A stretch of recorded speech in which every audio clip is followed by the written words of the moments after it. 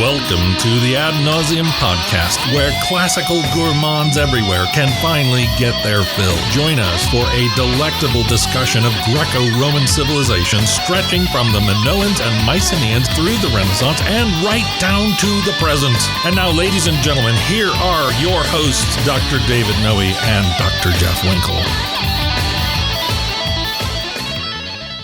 Welcome, listeners, to episode 80 of the Ad Nauseam podcast. 80, again, did you think we'd make it this far? No, I had to interrupt you. 80? This is unbelievable. It is unbelievable, right? The octogesimal episode. Is that what it is? Yes. Is that the word? Nice. I'm going to run out eventually. We got a fun one today. Oh, it's going to be great. A nice, kind of light, I think, humorous one for the 80th episode. And the audience may even enjoy it. They might, right? Again, we can't guarantee anything. This is What's a UdoU 2. You're going to give the title before we even give all of the gist? The gist? I just dropped the title. We can gist later. What's a UdoU 2? Right. Where are those cardboard dividers we used to have between us? Those are long gone. We could probably dig them out. Yeah, exactly. You getting tired of just looking at you? Look at me full on. That's right. Yes. So you're going to introduce yourself and meself? Oh, that's right, man. It's been a while. I feel since we've been in the vomitorium. Right. But I am, as always, Dr. Jeff Winkle, and I'm here with my good, if irascible, friend, Dr. David Noe. There you go. Yeah. I am irascible. I don't mind being called pedantic. Pedantic Or pedestrian. Right. So I'm but irascible? Maybe that was a little much. You and I, before the mics went on, we had a kind of heavy conversation. A throwdown, didn't we? We did. Cultural stuff and this and that, and so maybe not the best way to kind of gear up for a fun episode. A light one. We're going to throw fairy dust all over the whole thing. Right. So I don't think so. Not in this spirit. No. So I think that's where irascible came from, and I take it back. Jeff's especially irritable, but I'm especially irritable. That's right. So we're talking about mottos today. We are. Yep. So it wasn't too long ago. I don't remember the number of the episode, but we looked at the mottos of different states. Yeah, I think it was back in the fall. Yes, and we had one of your best lines ever, which was "Cave virum Floridianum." Yes, beware of Florida man. Beware of Florida man. I even got a request for a T-shirt. Somebody said, make a T-shirt. Yeah. And I'll buy it. Wow. So that was a lot of fun. Yeah, maybe we need to do that. I mean, there's a revenue stream waiting to happen. And thanks to the magic of Wikipedia, we're now able to offer the audience an episode, or maybe even two, because we didn't cover a lot of material here, on the mottos of colleges and universities, the Latin mottos. Right. So just like the states, colleges like to have these Latin mottos because it has kind of a natural kind of elevation to it. It brings some dignity. And Latin is very lapidary. Lapid, it's very stony? No. You're thinking of camels, dromedary. It's lapidary. Lapidary. Which means that, each idea can be expressed in one polished little nugget. Ah, yes. Okay. English can't do that. English has its charm, but it's very grandiloquent. Yeah. Latin is precise. Yeah. Boom, there's an idea. Boom. That's an idea. Okay. That's right. Hey, Dave, why don't you take care of the shout out? I'd be happy to do that. Yep. So this goes to my friend Daniel Doles. Daniel Doles, he was mentioned on the last episode, but not by name, as a guy who brought us a shout out, but he was a little late in bringing it. Oh, that's right. We kind of got on him for that, didn't we? We did, yeah. And he enjoyed that and said he thinks he gets 1.5 points, one and a half episodes. Come on, Doles. Oh, come on. Yeah, exactly. This is like Ron down in Australia. Remember Ron? Oh man. I hope he's still listening, but probably not. The grief we've given him. So Daniel Doles. I am the pastor at Living Water OPC in Springfield, Ohio. I started learning Greek in undergrad at Cedarville University and tutored Greek during seminary. Nice job, Dan. Nice job. So he must know what he's talking about to some degree, right? Yeah, I taught myself to some degree, I would say like to a BA degree. BA. I taught myself Latin and then taught it for 5 years at our local Christian school. I am currently using LLPSI with my kids. I wish I had started it. He just dropped it in there for you. Probably, yeah. But he's not studying with me, so. Oh, okay. I wish I had started with it years ago. My favorite author is C.S. Lewis, and a quote of his from an introduction he wrote to Athanasius on the Incarnation sums up my love for the classics. Look, Dan, you get the shout out. You want the opening quote too. He wants to step all over us. Yeah, some of these shout out folks, they're very ambitious. They are, and a little familiar for my taste. I would say so. Yeah. Where's the formality? Where's the cravat and the cummerbund? Where's the dignity we were just talking exactly. about? Yeah. Anyway, he's explaining, says Doles, he being Lewis, that as modern people, we can't know how much our modern assumptions shape our thinking because we're all moderns. So, this is Lewis, quote, the only palliative is to keep the clean sea breeze of the centuries blowing through our minds. And this can be done only by reading old books. It's nice. I like that. The sea breeze. I like it, but isn't it like something you put on the back of your commode in the bathroom? It's like a little... It's an air freshener, isn't it? Right. Like for this quote on an air freshener? No. Yeah. I'm saying... The only palliative is to keep the clean sea breeze of the centuries blowing through our minds. I'm thinking of an air freshener commercial. Oh, I see. When I read these words, yeah. Someone standing on a beach with right. the breeze going by and some pop music, right? And you can hear maybe the seagulls, right in the distance. Yeah. I don't think this is what Lewis meant. No, I don't. I like the quote. I do too. Yeah. And I like old books, obviously. Exactly. But let's get to the real Ope quote. Yes, the real Ope quote. I mean, this in some ways this has nothing to do with anything. But that's you, Winkle. I know. So I think this comes from my desire to one day do an episode about kind of the use of Latin in like horror movies. Okay. So how with states and universities it adds dignity. Right. In horror films, Latin often shows up to add a kind of ominousness. It's right? mystery. It's mystery. Right? Nobody can figure out those words, and they may be dangerous. Right. Is that kind of the idea? It was, and so I was thinking about that. Like, how many kids walk by the seal of the university that they're attending, and they see that Latin there, and have absolutely no idea what it means or care. Right, and so they raise their pencil and say "Leviosa" or something like that. Something Harry Potter-in. Exactly. Yeah. Right. So here too, just the very use of Latin in horror films is, I think, it raises the tone. So what is the name of this one? The film is The Cabin in the Woods. Is it a film or a movie? It is a what's the distinction there? Well, I watch movies because I don't want any thought in my movies. Right. I just want explosions and car chases. I got you. Unbelievable stuff. But a lot of people watch films. Yes.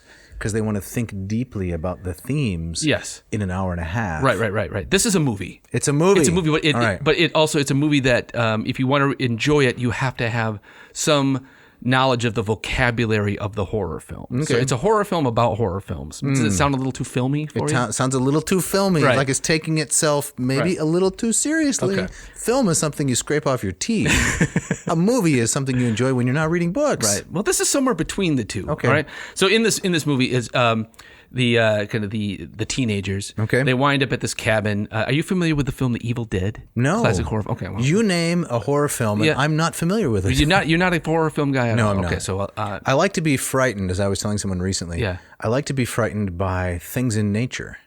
So the Jaws movies. Yes. I know that's not horror. It's camp, but I like Jaws. the birds. Yes. I like things where bears and snakes are eating people.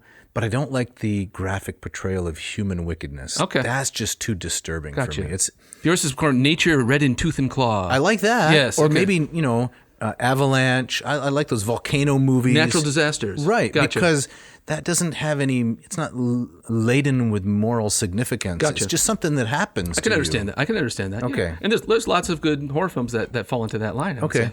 In this one, these kids go into this cabin, which is meant to remind the knowing audience of this famous film, The Evil Dead. But then they go into the basement. The cabin has a basement? It does. Right. Wow. Exactly. Right. Yeah. So they really it's quite a cabin. Right. It looks really kind of rustic on the outside. You would think there's nothing much to it, but no, there's a whole dugout beneath it. Wow.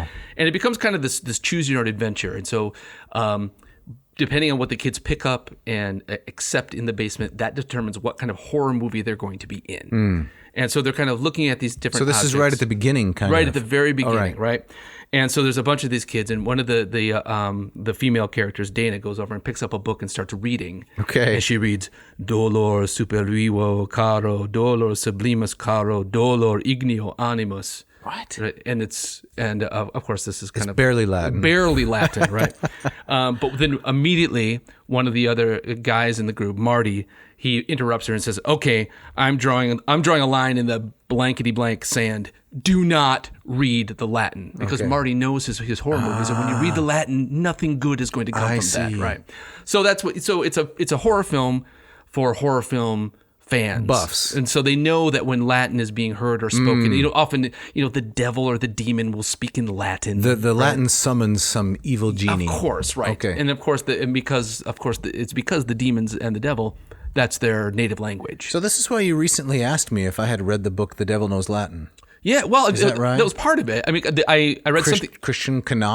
Right. I can't pronounce his last name. I saw the title, and then I saw kind of the premise, and I thought, oh, that looks kind of interesting. And so it sounded like something that you would know something about, and you do. I read it, yeah. And you were kind of, you gave me a meh. Oh, come on now. Yeah. You gonna say that on the air? I gave you kind of a meh. Yeah. Well, I thought it was a great title. Yes. A great title, an interesting cover.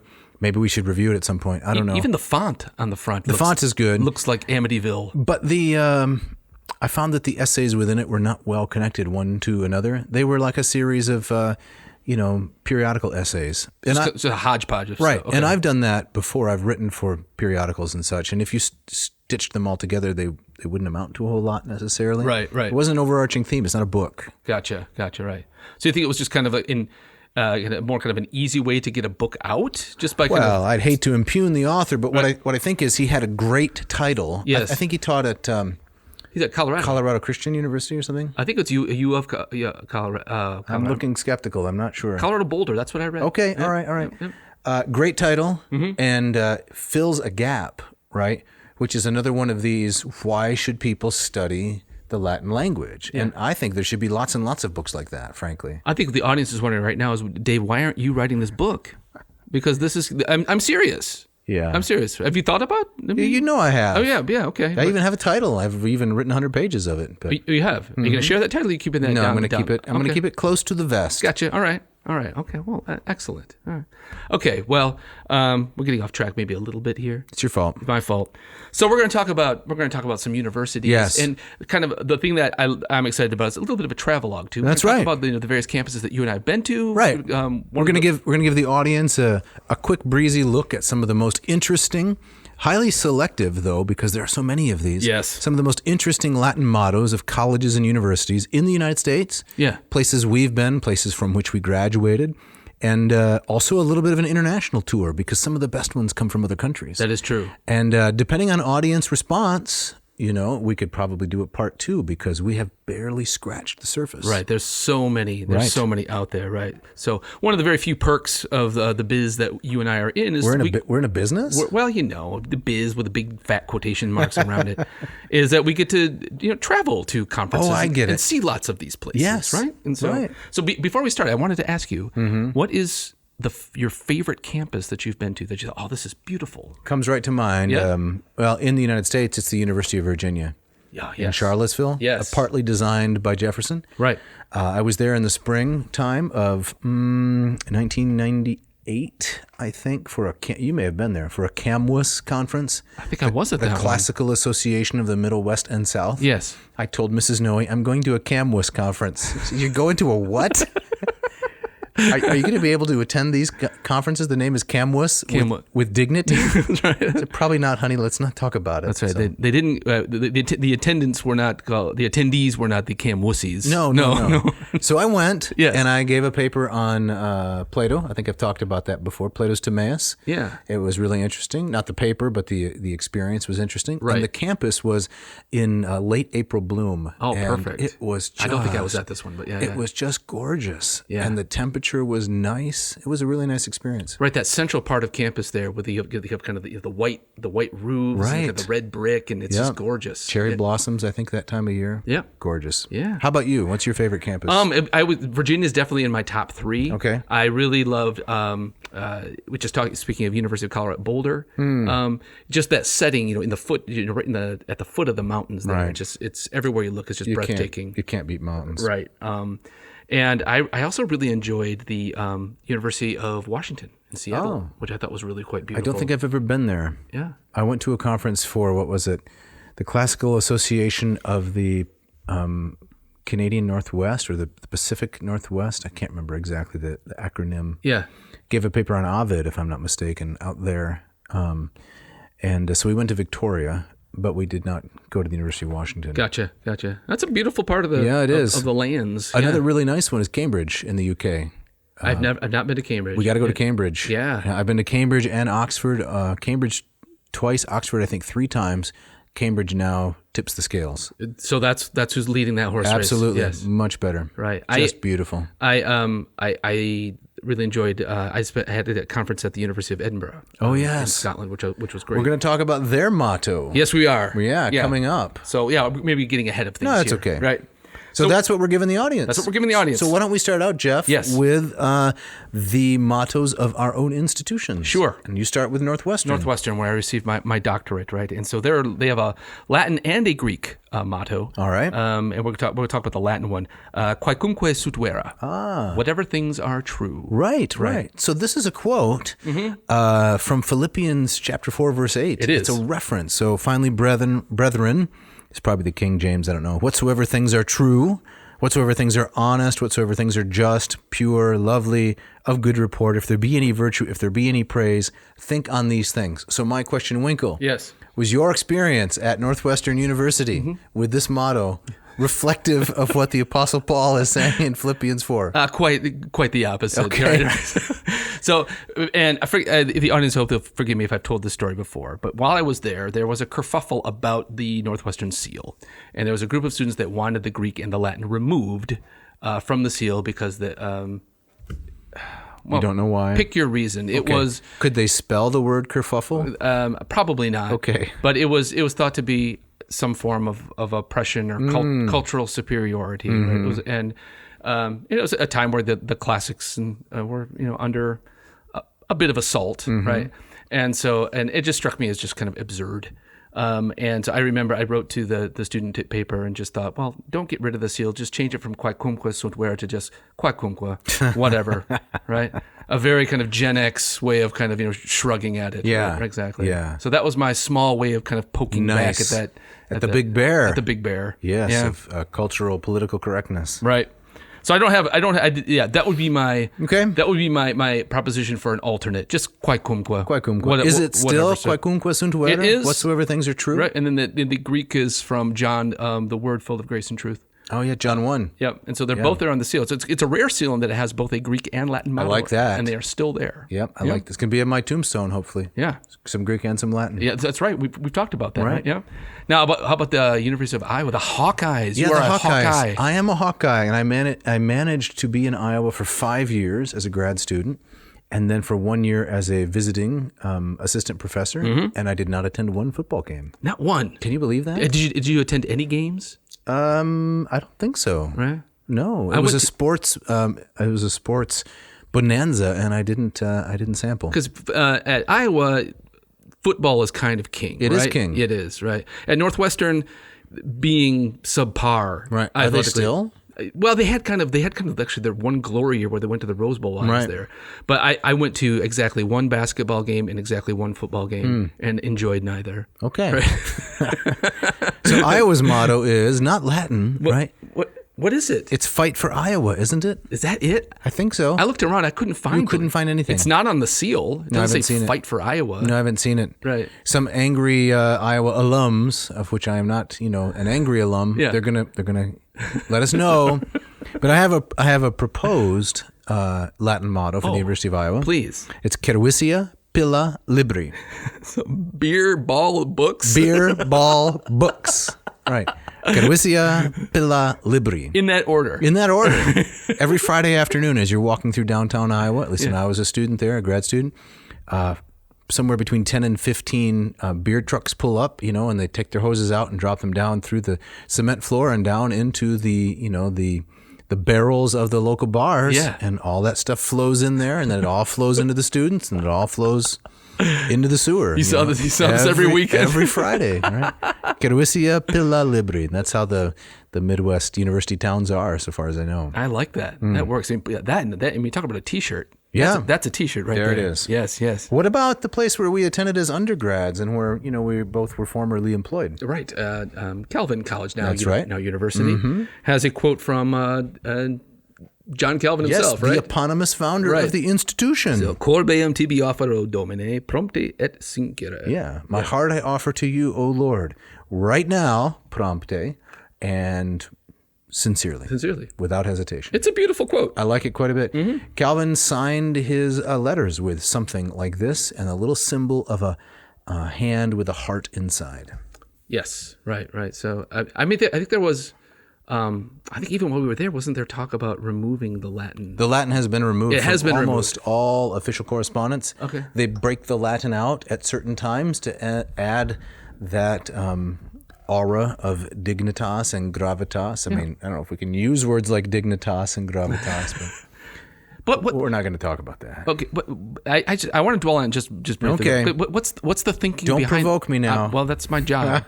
What's the thinking behind that? Is it too alienating? Is it I don't know. Off-putting? It's a marketing decision. I don't know why my former employer and my alma mater made this decision, but I can say generally, without reference to that specific institution, that some people just like change.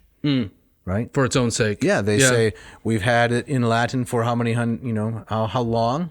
Let's change it. It'll be more approachable. Okay. When in fact, it would take all of 5 seconds to explain to someone what it means. But there you go. Right. Mileage will differ, as they say. Yeah. Okay. Yeah. Well, it's not worth dwelling on. But you have an alternative, right? I do. A suggested motto to replace that one. I do. It's something. When I was thinking about this, I was just going to remind you of my time there, and basically my time living in Michigan. I thought just "Heems Wainit," winter is coming, right? Which is a Game of Thrones. No, not at all. Okay, well that's a famous quote from that. But winter is coming. Maybe "Heems Wainit Rimana Bitque." Yeah, and it's going to last. It's going to last. It's going to stick around, right? So I thought that would look nice on the seal. It would look nice. Yeah. As with the state mottos, it's often aspirational, not descriptive. Right. Like Michigan, right? I will watch over you, Tuebor. Right. And if you seek a pleasant peninsula, look around you. That one's just kind of bossy. It is very bossy. Right. Yeah. Quaecumque. No thanks. But I was thinking that I think of all the models we have here, the one from Calvin is by far the longest. You're right. And I think that takes away from it. I think often it's the two worders, right, or the three worders. It goes against the lapidary nature of Latin. Exactly. And here's a little anecdote. I got a call today, a couple days ago, from a former student who needed a little bit of Latin for something, and I helped him out with that. Yeah. And the phrase was something like, first we go to the stars, but we're home by dinner. And I came up with something that I rather like. So it was Stelis, Cana Jam Perdrata Tactis. Nice. So Stelis Tactis. Yep. Once the stars have been touched, Yes. dinner's already on the table. Oh, man. Cana Jam Perdrata. That's great. So you took that long phrase and you boiled it boiled it right down. That's right. Yep. I once got, I think we've talked on the show about how Being in the grad school office, you'd often get calls for solicited for tattoos and things like that. But I remember I'm responsible for the Latin motto of a small law school. Nice job. In North Chicago. So they called and I picked up the phone and they said they wanted their motto. The motto was a little bit underwhelming. Right. They wanted to say law by the lake. Oh, right. So I think it was Lex Juxta Lacus or there something you go. like that, right? And I saw it later on their there it seal. is. Yeah. So I've had the experience of I have edited 2 seminary diplomas in Latin. And one hedge fund. Of which I'm not a shareholder. They wanted the Latin, some kind of Latin or Greek word for lighthouse. They wanted the fund to be named a lighthouse. Yeah. So I helped the person out with that. Yeah, and, nice. So it's the science or the business of naming things is called onomastics.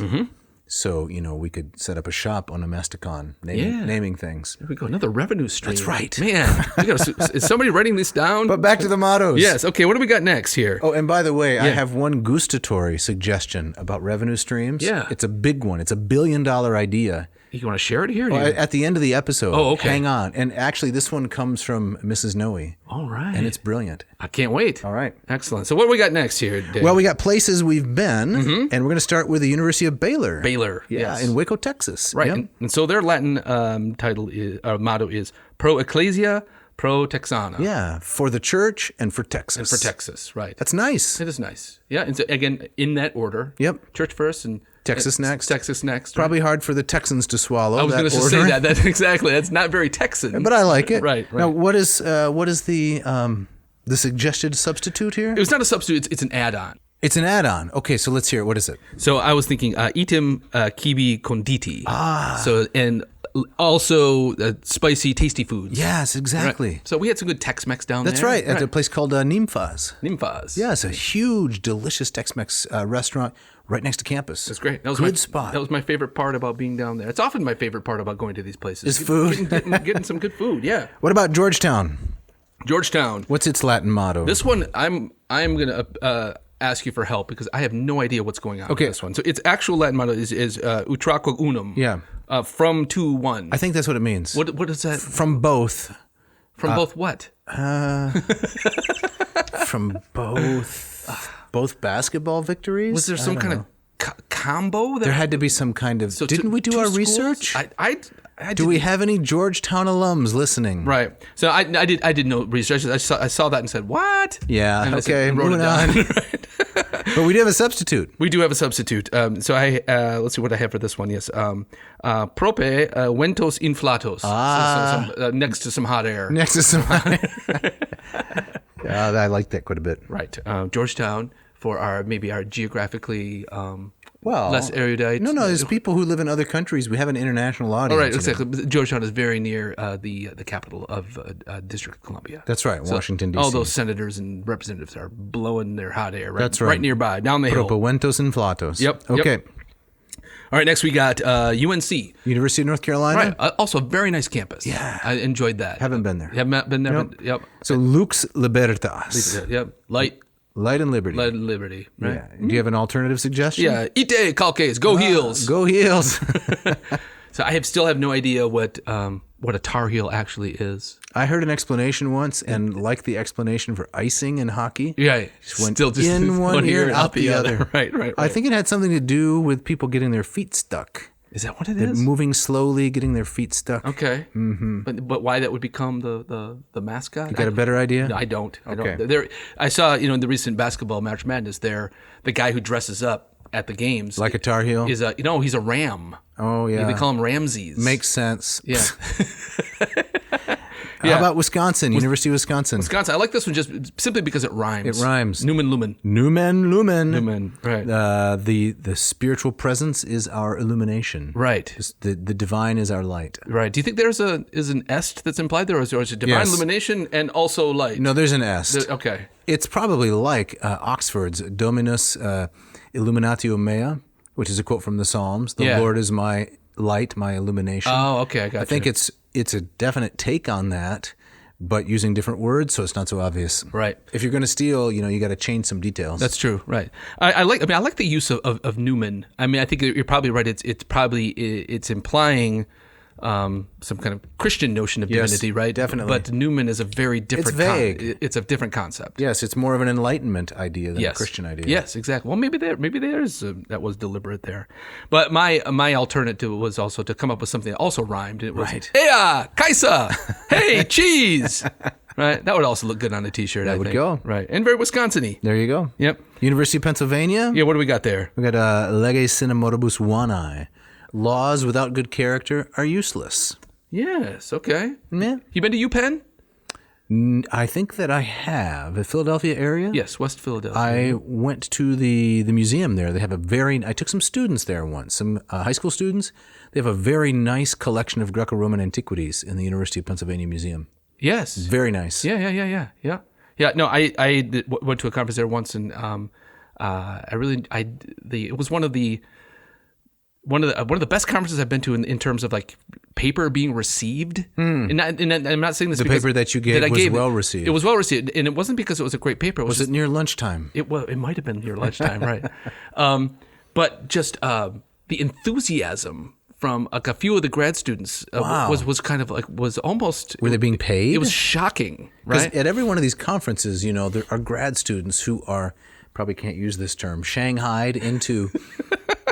Can I use that term? I'm not sure you can, but it's too late now. Too late. Yep. They are, I don't know, gang pressed into being part of the, the working staff. Yeah. And you must have done this as a grad student. Of course. So they're always milling around. Maybe part of their job is to be enthusiastic. Right. Yeah, maybe that was, or maybe it was just a phenomenal paper. What I remember was that it was a paper on Apuleius, of course, about whom I gave many papers, but Apuleius' Metamorphosis, his novel, famously, well, in that small camp of people who care about Apuleius, there's 11 books, right? And so, which is very strange. Right? Yes, it is. Because the Aeneid is 12. It's 12, right? And so it's an odd number.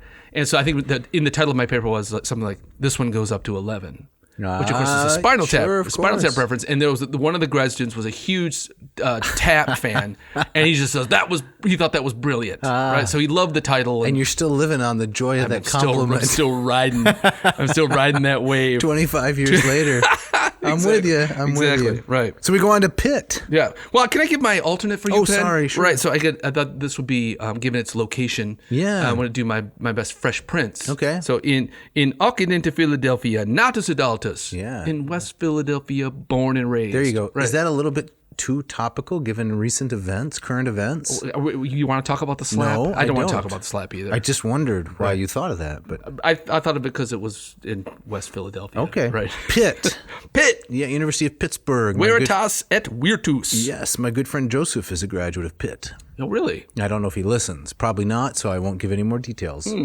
But I also enjoyed my time there. Pittsburgh was a city that really surprised me. You know, I grew up with kind of a notion of Pittsburgh being kind of dirty and the steel drapery, right? Exactly, with awful pollution and such. But right. it was beautiful, and all these bluffs overlooking the river. And You can't believe everything you see in films. it's true. That's true, right? So Veritas et Virtus, which is truth and virtue. Truth and virtue. You have an alternative? Yes, nonne vicinus meus eras. Won't you be my neighbor? The little shout out to Mr. Rogers. Rogerian. And a Pittsburgh native. Okay. Yep. University of Colorado. Yeah, they have actually a Greek I like motto. that. Yeah. Lampsato taphosumon. Yes, which is, what would that be? Let your light shine. Let your light shine. Yep. Yeah. Turn on the lights already. That's a good rendering of it. You like that? Yeah, exactly. Right. And what is the alternative here? Vena dulcis et saki calcitrati, I think I meant to write down there. So, and now in my fervor, I'm looking at this and I have no idea. So I wondered too. Sweet, something and dry. Well, awena means oats. Oats, sweet. I don't know what I was thinking there. It was late at night. Awena is oats, and if you want to say oatmeal in Latin, as of course everybody does, it's pulse awenardrum. Okay. Pulse awenardrum. Goodness gracious, I have no. It was some. Do they raise oats in? I don't know what I was thinking. Okay, Right. moving on. University of Chicago. Yes, crescat scientia, semicolon. Yeah. Vita excolatur. That's right. Let knowledge increase. Polish off your life. Polish off your life. Vita excolatur. Yeah. Excolo means something like, give your life a high sheen, right? Right. Yeah, so these would be adjussive subjunctives, right? That's right. Yes. Very nice. Yep. Independent subjunctives. Right. And then my alternative to that is just kind of, U of Chicago often makes these lists of kind of the most, like in terms of, very prestigious. Pretty prestigious, but in terms of the student body, very serious and very dull. Right. Right. And so I have, nulla deliciae quae, so no fun, please. Ad fecto legere, I'm trying to read. Right. So, I like it. Okay, thank you. It. All right. Going on to Duke. Duke. Eruditio et religio. Yeah, learning and religion. Religion. Yeah. All right. Okay. And the alternative is? Let's see. Folies canistrarius. This looks like one of yours. Basketball. Just basketball. That's what we're after, right? That's it. It's basketball. Right. So Coach K just played his coached last game. Did you follow Who is Coach K? Did he invent the cereal? Mike Krzyzewski. You know what I'm talking about? Right. Not Special K. You are always overestimating my level of education. No, well, I mean, you're a sports fan. I know you like that. I don't care for college basketball. You don't care for okay, No. But you've heard of Mike Krzyzewski? I think so. Right. I think he's like the winningest coach of all time. What about this guy Wooden? John Wooden. Wooden. The Wizard of Westwood. Yeah. The great UCLA coach. See, you know a lot about this. I do. My dad was a basketball coach, and so I was kind of soaked in it growing up, right? So I have kind of I enjoy October baseball, and I like March college basketball. That's about it. Really? So I'm very fair weather. Okay. Yeah. You play any basketball? I did in high school very poorly. Really? Yes. You have any footage? No, it's a model of kind of how not to play the game. Okay. Right? It's a cautionary tale. University of Arizona. Yes. Bear down. It's not Latin. Just bear down. Now, what does that mean? That means like, I don't know, get onto it. Or you're walking through the zoo, and in the distance you spot, an injured ursine. Bear down. Bear down. Which is very, very strange because I don't think a lot of bears in Arizona. There must be some small sun bears or something like that, or maybe there were in the past. But I don't know. I mean, Arizona, University of Arizona is way down there in Tucson, right? I love the Southwest, the desert Southwest. I do too, right? But not many bears. No, bear down. Bear down. So I think That's the winner. Right. Did your dad ever tell you, hey, like, stop messing about and bear down? No? He would tell me, stop whining. Is this like the compliment of man up? Something like that. Man up. Hey, man up. Bear down. Man up's not usually a compliment. It means like, hey, you're a cam wussy. And man up. Man up. Isn't that the same though as bear down? It's the same sentiment. So could we do this with other mammals? Cow sideways. I like it. A cow sideways. I like that one. Right. Bear down. Bear down. So horse backwards. Right. Some mammal in some direction. That's all you need. You need some kind of direction. Yeah, right. It's a possum kitty corner. The possibilities. So are do endless. we have an alternative? I thought like if you're going to do bear down in Latin, maybe something like durata, like endure. Yeah. Like, get through it. Yeah, like those posters that were briefly popular. The keep calm and carry on. Oh, yes. I don't know who was behind that. Yeah. That was a flash in the pan. I could not wait for that to pass. It was kind of a British thing, wasn't it? Right? It was kind Apparently, of a Churchillian. It was probably of U.S. origin. It was looked like American marketing. Right. So, British austerity and American marketing, what can't it accomplish? Right, exactly. That stiff upper lip. That's right. Exactly. So, durata, I like that. Or if we're going to be very, literal about the bear, Ile ursus quaecumque, that bear had fallen. That bear fell. That bear fell, right? Yeah. Or maybe ne cura calor aridus est. Don't worry, it's a dry heat. Something like that. Should we go international for the next one? Yes, right. The University of Lisbon, where I also gave a paper. As did I. Did you really? Yes, I went to Portugal. When did you do that? I was a Portuguese in Portugal. You were just Portugalan? 2016. Yeah. Okay. Mrs. Noe and I went. It was kind of a junket, frankly. A junket? You know what junkets are? What's the difference between a junket and just a trip? Well, a junket has an ostensible business reason. Okay. But the real reason is more recreational. Ah, okay. Right. That's what a junket is. There's congressional junkets, right? Press junkets. Right. Who wants to go down to Jamaica and inspect agriculture? Well, everybody does, right? Who wants to go to Montreal and inspect the ice fields? Yeah. Nobody does. Right. That's a congressional junket. Well, given that definition, I think probably most of my conference travel could be described as junkets. That's the name of the game, isn't it? This is why academic conferences are usually in idyllic places. Right. It was a really nice one. Went to Lisbon, got close to the furthest west point in Europe, which of course... Close to it, but not to it? To it, yep. Okay. Lusitania, right, is what the Romans called that region, Lusitania. And the University of Lisbon, what does it have as its Latin motto? Ad lucem. Yes. Toward the light. Toward the light. Toward the light, yeah. I think that means something like ad lucem eamus. Or ad lucem progrediamur. So let us go toward. Let us head aspirational. Toward. I think so. Yeah. Yep. Because lucem is sometimes a synonym in Latin for the dawn, but as it's so far west, it's the sun doesn't rise there. Right. It rises on the other side. Right. So I don't think that's the reference. Right. But we have an alternative. Yeah. Similis Hispaniae sed take. Yeah. So just like Spain, but don't talk about it. But keep it quiet. Keep it quiet. Right. I was traveling with. I went there with my wife. This was 2008. Junket. Yep. And we ate at the conference with some people, and I remember one of them was talking about just how much she loved Spain and how much here just reminded her of Spain. It kept going on, and the Portuguese amongst us, I could tell, were feeling kind of a little bit touchy about that. So that's fine. Just kind of keep it to yourself, please. Well, that's a great anecdote there about Portugal. And when we return from the break, we're going to go to the University of Washington. Yes, we are.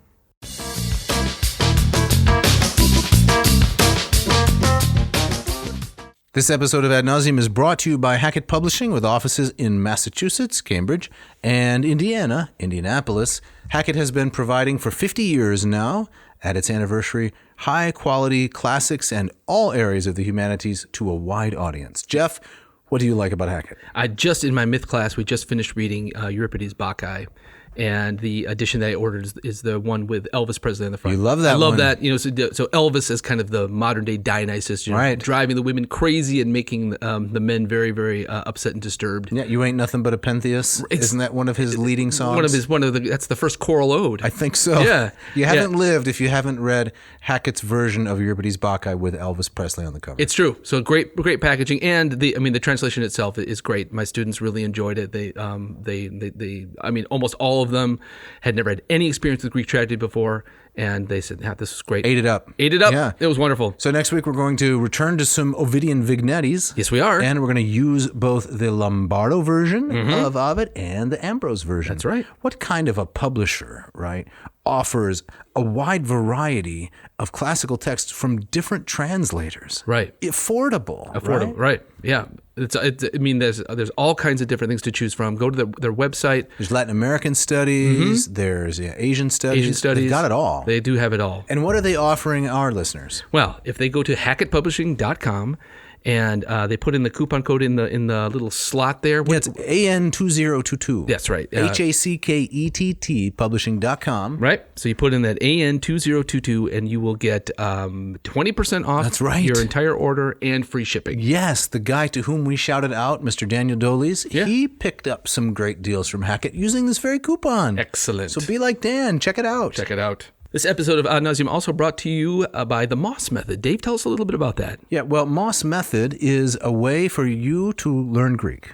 Not you, because you already know Greek, but someone who doesn't know much or maybe only knows a little bit can go from neophyte to erudite. So I've taken this book in the public domain from Charles Melville Moss, University of Illinois professor, 1893. He wrote this charming introductory Greek reader, which takes you in an inductive way. You're reading Greek the very first lesson, very first paragraph. So instead of learn a rule, misapply a rule, forget a rule, this is learn a principle, apply it to some actual narrative, and remember it because it's going to be reinforced in the next one. It's a slow and graduated method to really gain some great mastery of Greek. And you've seen it work. I have seen it work, yeah. 100 students at least have been in this program, and they've really done remarkably well. So if you got the discipline, I'm there. It's self-paced, expert, and accessible. I'll help you get through it. If you know the alphabet or maybe you don't know any Greek at all, I can really help you get started on a solid foundation. If you're going to build a pyramid, Jeff, what would be the most important part? I think it would be maybe that capstone at the top. No, you can't build that part first. That's right. You can't. Yeah, that's right. It's the foundation. Yeah, back when you were playing basketball in high school. Yeah, badly.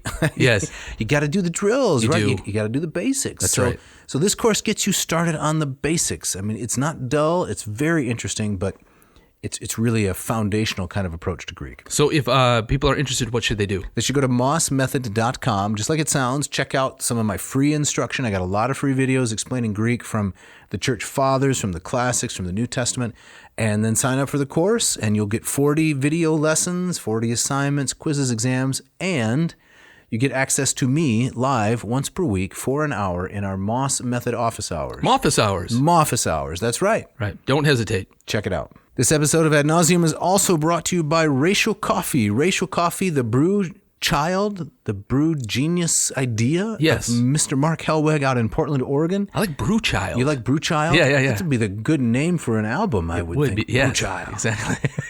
From what's the name of that group? Purple Floyd? What's the Pink Floyd? Pink Floyd. Yeah, Brew Child. That'd be a good band name for them. It sounds very Floydy. Yeah, okay. So what is Ratio and why are we talking about it? Well, the Ratio, they make these wonderful coffee machines. I have the Ratio 6, you have the Ratio 8.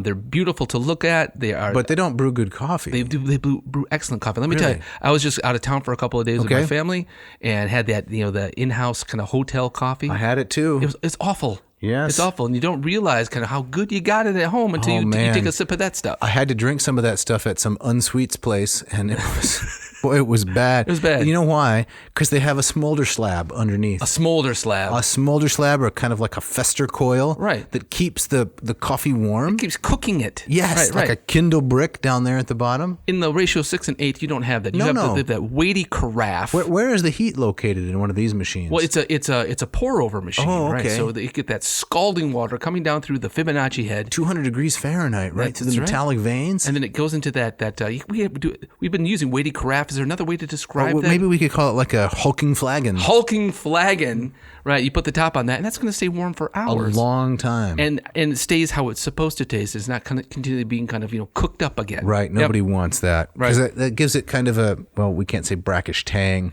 Kind of like a caustic snap. Yes. Ugh. You get that in the back of your duodenum. Ooh. Oh, that's the worst. Exactly. Don't get me started on my duodenum.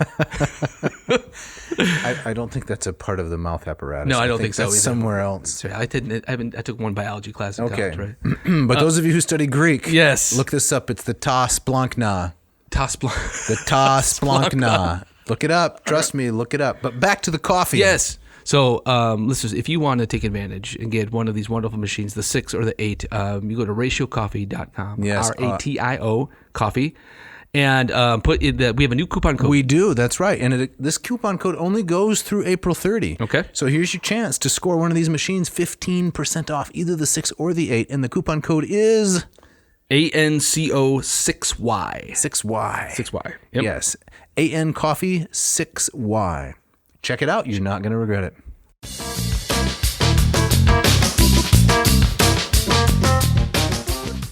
All right, Jeff. So as we get back into it, we've got the University of Washington. We do have the University of Washington, which I was talking about. And their motto? What's their Latin motto? Their Latin motto, if I can get my stuff here straight here. Yes. Shall I help with that? Would you please help me with that? Yes, it's Luke's Sit. Luke's Sit, yes. Let there be light. Let there be light. Mm-hmm. Yeah. Which I thought was kind of odd for a campus which is often covered in clouds and rain. Maybe that's the whole reason for it. I always heard from that. That's a rumor, a lie that Seattleites tell because they just don't want people coming. Right? But it's cloudy all the time. My experience there was it was rainy. Rainforest. It was very, very beautiful. But I thought it was kind of ironic that their motto is let there be light. Right? Please, they're begging. Please let there be light. Verdant but overcast. Right. Yeah. This is also the site near the campus where I did probably the most Gen X thing that I've ever done. You listened to Nirvana while skateboarding? Well, you're actually very close to that.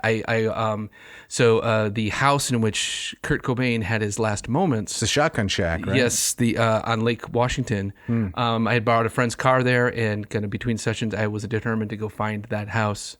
And how do you mean between sessions? Recording sessions? No, between conference sessions. Oh, you were canvassing. It was a conference on ancient magic, which was fascinating. It made people's interest disappear.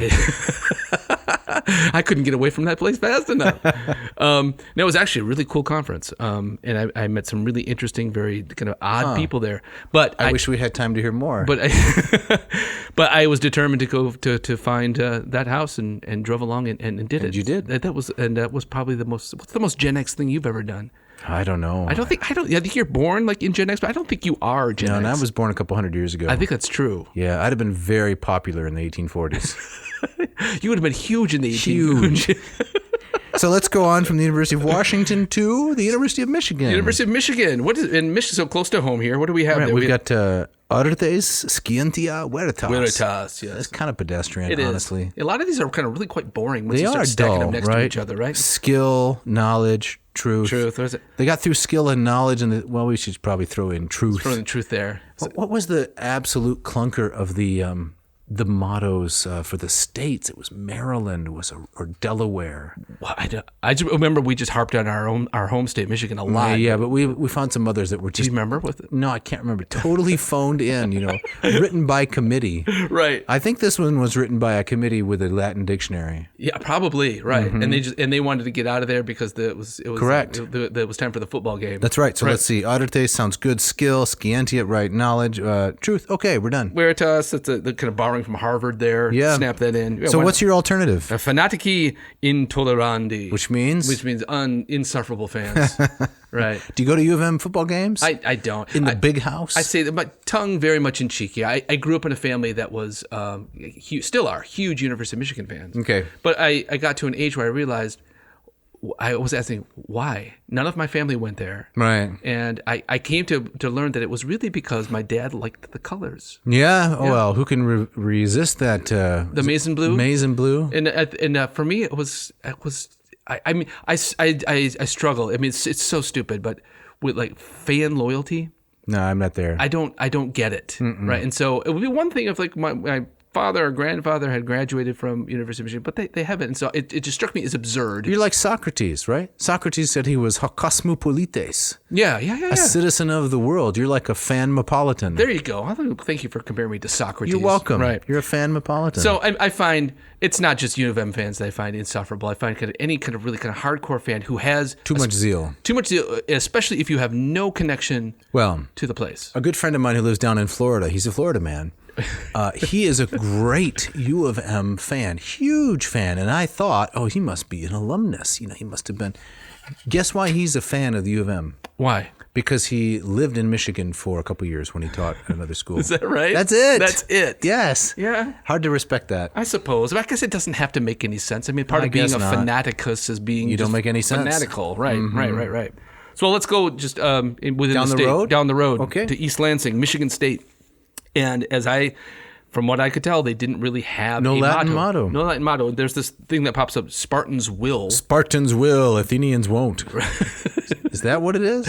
I guess so. I don't know. They do. I do see on some of the T-shirts they will co-opt the Mola Labe. Come and take it. Yes. But it's not an official motto. No, it's what Gerard Butler said in that movie, right? Right. Come and take that. Yes, Mola Labe. Right. Yep. So I like, if you look at the official seal, they got that nice Corinthian helmet. Yes. It looks very, very sharp. Right. But my problem is with the mascot who shows up at the games. And that's why I suggested.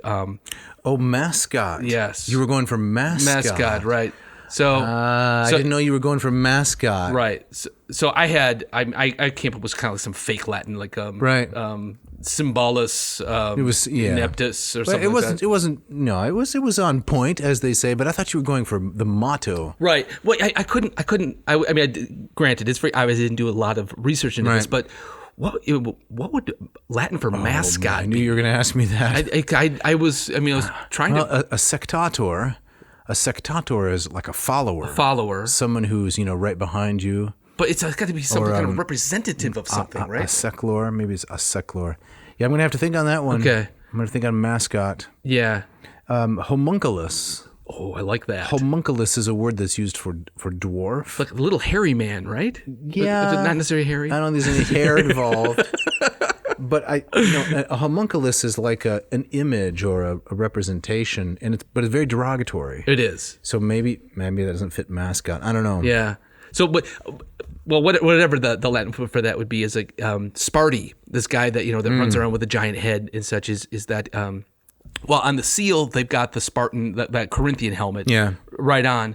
But Sparty is dressed like a Roman. Yes. And so he's got the big, the dust broom on the helmet. Right. He's got kind of the pleated, soldier's skirt. Right. And it's clearly nobody did their research. No, and it's just irritating. It looks ancient-y. Yes. Right. But Sparty is not a Spartan. Would it irritate anyone except the classicist? I know, but wouldn't they be watching the game? I guess so. It finds me irritating. It irritates me deeply. Yeah. But, shall we go on to UVA? Yeah, University of Virginia, which we were just saying visited, was one of our favorite campuses of all time. Right. So it doesn't have a motto, do they? No motto. No motto whatsoever. No motto whatsoever. English, Latin, nothing. Wow, right? It's got to be discouraging. In terms of Latin, one thing I could find is a residential college within the college. Okay. And I like this because it's at least part of it is gustatory. Right. Kibo, comitate, pace, discendo. These would be all ablatives of means, I suppose. Like by food. By food, friendship, peace, and learning.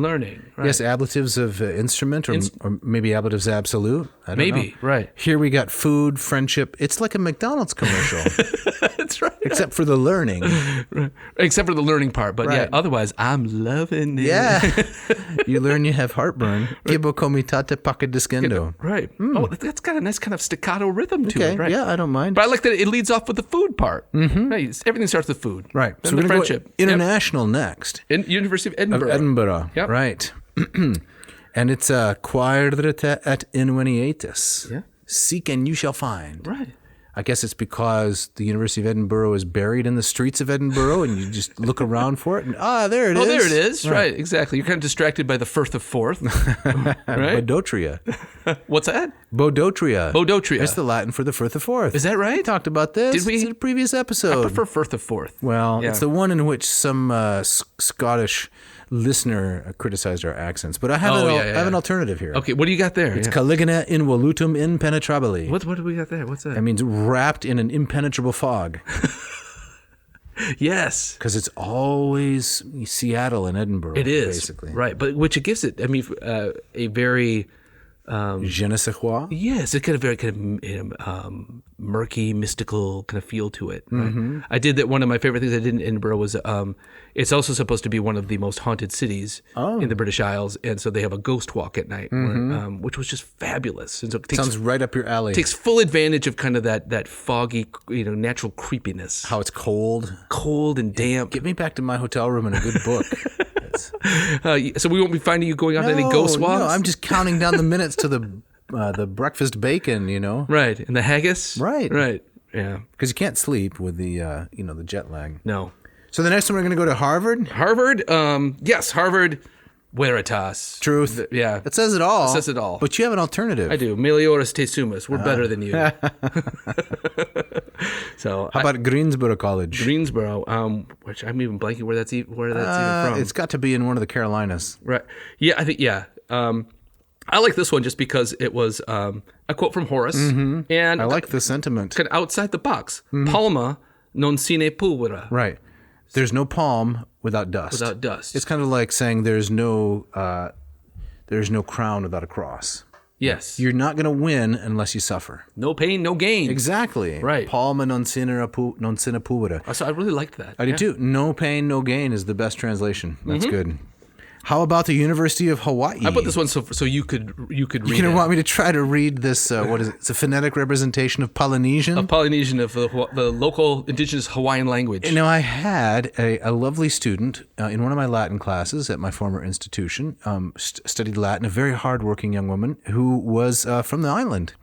And, if I had thought to ask her, she could maybe have read this for us. But Yeah. here goes. Okay. Maluna a ona la hahui a pake ola oke kanaka.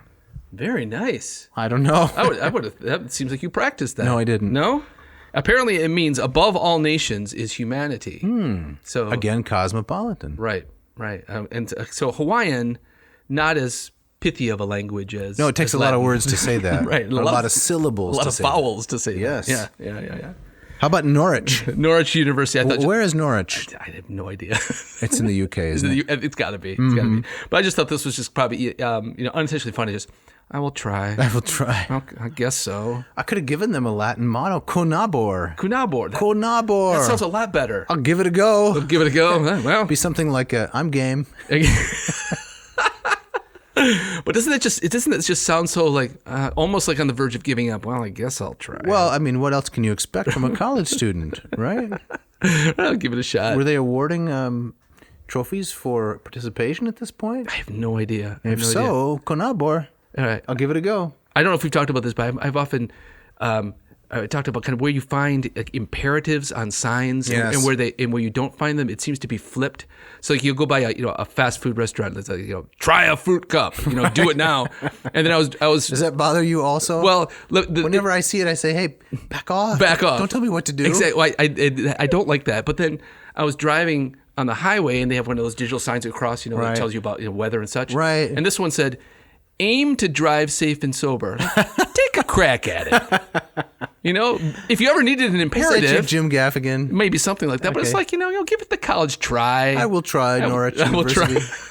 Aim to drive safe and sober. Exactly right. I did my best. Not just drive safe and sober. Right. But It's odd. Yeah. Isn't that odd? I think it's because if a person were really in that setting and was, unsafe and unsober, Yeah. they wouldn't want to be told what to do. Maybe. So Yeah. it's deliberately soft pedaled Is that what it is? to try to succeed. You're finding some sense in that, but Okay. I mean, compare that to try the 3 beef combo and do it now. Right. How about the University of Rhode Island? Rhode Island, in English, no Latin motto. Just Okay. think big, We do. Yeah, coming from Rhode Island, it's the size of a county in Texas. Exactly. Half a county. That's why I think men's Napoleonica. Yeah, the Napoleon complex. Yeah, exactly. Right. That's what's going on there? I don't know many people from Rhode Island. I don't think many people do because there's not that many people there. I don't know. But do they have kind of this kind of chip on their shoulder? They're the smallest state? I don't know. Do they have shoulders? I mean, it's a tiny place. It's so tiny. How could you even squeeze in there? I've driven through it. Didn't stop. Okay. It took like 25 minutes. You sure it wasn't just a drive-through? You were actually in the McDonald's drive-thru? I was trying to get that fruit cup. Okay. Right. So Southwestern University in Texas. Texas, yes. Non quis sed quid. Not who, but what. Oh, it's not who you know, but what you know. Is that what it is? I think so. That's right. Okay. All right. I think it's good Latin in terms of accuracy. It's really forgettable. Non quis sed quid. It's really forgettable. Yeah. Speaking of forgettable, University of Houston. In tempora. Yeah, in tempora, which is... I was like, I thought it was like, eventually, I guess. Yeah, we'll get to it, I guess. We'll get to it. Right. Give it time. Give it time, right. No, there's nothing there. I mean, it's not even aspirational, right? It's just like, eventually. Or is it trying to say that they're punctual? Like they're on time? On time, maybe. It doesn't make sense if that's what it means, but I guess the desire to use Latin often outstrips the ability. Maybe, I guess so. And this could be an instance of that. Right. Cornell.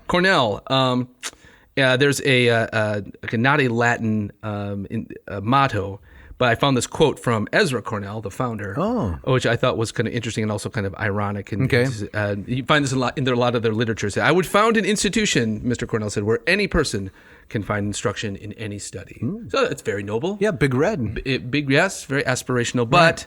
current tuition at Cornell is just shy of $60,000 a year. So not everybody. Ouch. So we could change it to pecuniosis. Yeah, that's exactly right. For the wealthy. For the wealthy, right.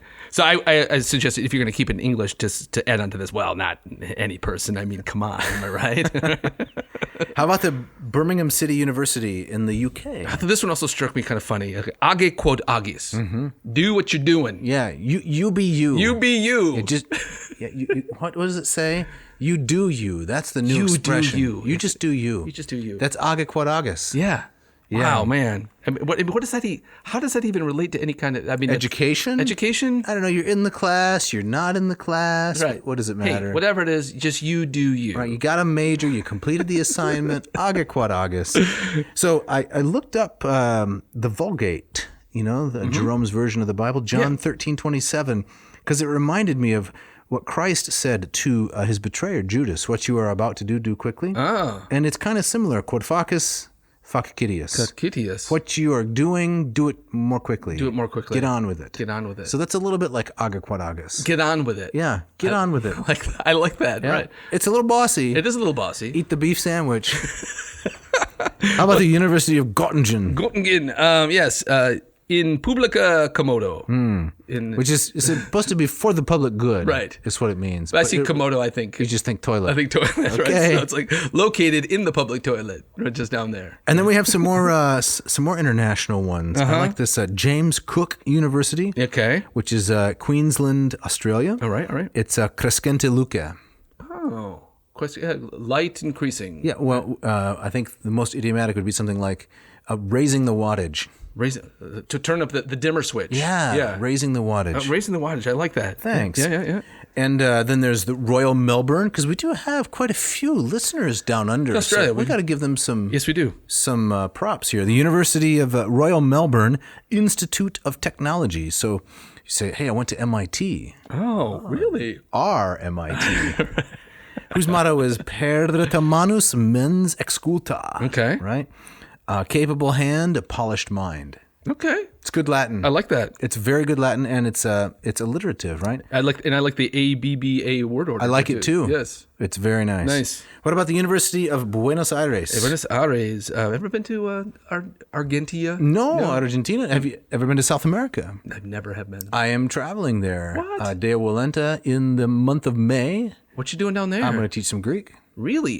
To whom? Well, this show's not about me. Let's just move on. Okay, all right. What's the University of Buenos Aires? Argentem virtus robur et studium. Argentina is virtue, strength, and study.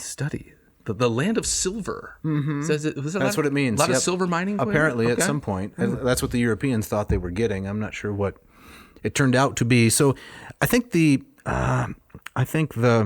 motto's a little phoned in. It doesn't really have a lot of... It's just a number of nominative nouns, right? Yeah. Just dropped down. There's no internal logic as in Royal Melbourne Institute of Technology. Yeah, that was better. That's a committee in a hurry again. So I'd like you to read this one from the University of Peradeniya in Sri Lanka. Sri Lanka. Which is not in Latin, but I like the translation. All right, so this is in Sanskrit? I think so. All right. Which is one of the parent languages of Greek and Latin, so you're natural. Oh, man. See, Sarvasva Lokanam Sastram. And the definition apparently is supreme. So really, those three words. Apparently. Supreme. That's what I understand as a translation, which is really aspirational. Very. That's foreboding. It's right up at the... Don't even try. don't even. Supreme. So even the guys from the people from Norwich would say, I'm not even going to try. Yeah, I'm not going to try this. Right. What about the university? We're going to go down under now to Rhodes University in South Africa. South Africa, vis virtus veritas. Yes, alliterative, right? Strength, virtue, truth. Not real imaginative. No. But I like this one from the University of Zululand. Yes. Which is also in South Africa. It's Diligentia Cresco. Which the translation that was given to me is, by diligence we shall lead. There's no first person plural there. No, there's a first singular, cresco. And cresco means I get larger. I increase in size. It means, to grow up, right? Yeah. You see something grows up, it gets larger. Cresco, to increase. So this isn't about overeating. Well, I think Diligentia Cresco, I don't think that the suggested translation on the Wikipedia is really very accurate. Right. It's something like... my influence grows through hard work, something more like that. Gotcha. It's not about leadership. Right. Oh, well. What about Spain? Spain, we have the Universidad Carlos III of Madrid. Yes, this is so much better than the University of Carlos II. Let me tell you. Not even close. It's got a very nice Latin motto, though. It is, Homo homini sacra res. Yes, Homo homini sacra res, which is? Man must be sacred for man. Yeah. I like that, right? Interesting. Mm-hmm. I like that. University of Geneva? What yes, do we got? Of course, founded by John Calvin in 1559. Ah, yes. As the Geneva Academy, and then grew into a university. Post tenebras lux. After darkness, light. I like that. Well, it has an internal logic. There's a complete sentiment there, and it's also suggestive of some larger idea, which I think as a motto separates it from just dropping down nouns without any suggested syntax. You could boil that one down to no pain, no gain too, couldn't you? A little bit, like no cross, no crown. Maybe, yeah, you could. You got to get through the darkness to get to the light. But there's a historical allusion as well, right? Calvin's talking about the darkness as he saw it of the preceding centuries. Yeah. That's the historical reference. Okay. I thought we should throw in one from Taiwan. Okay. The Fujian Catholic University. They're using Latin over there? Well, they are, because it's a Catholic university. There we go. We have here on our notes some of the Mandarin characters. Okay. Yes. No chance. No chance. No, I have no idea. But also some Latin. And it is, you want to read that one? Yes. Veritas, bonitas, pulchritudo, sanctitas. Yeah. Truth, goodness, beauty, and holiness. All right. Now, they've gone the route of using a lot of abstract third declension nouns without any kind of internal logic, but they have 4 of them instead of 3. Right. Yeah. So that's something? It's something. That's something. Yeah. Right. And this, shall we end with this one? Let's see what else we got here. This is the ender. Okay, so University of Chichester. What do we got? This is in the UK, Chichester. We could just give a little bit of a historical lesson. The Chichesters, the Manchesters, the Chesters, the Dorchester. Anytime there's the Chester on the end of one of these words, as you know, yes, it's Castra. Castra, yes. There was a Roman camp located there. There we go. Yeah. So it is docendo discimus. By teaching we learn. That's very true. It is. However, if I were applying for, that school. So what are you going to have me doing? Yeah, but also, what are you telling me that your professors are learning on the fly? Docendo discimus. Right. So, Professor so-and-so, what are we teaching today? I don't know. We're going to have to get into it before I figure it out. Exactly. And and along with that is also apparently this promise that you're not going to learn anything because you'll be doing no teaching while you're here. Right. So that's got to be a little bit worrisome. Yeah. All right.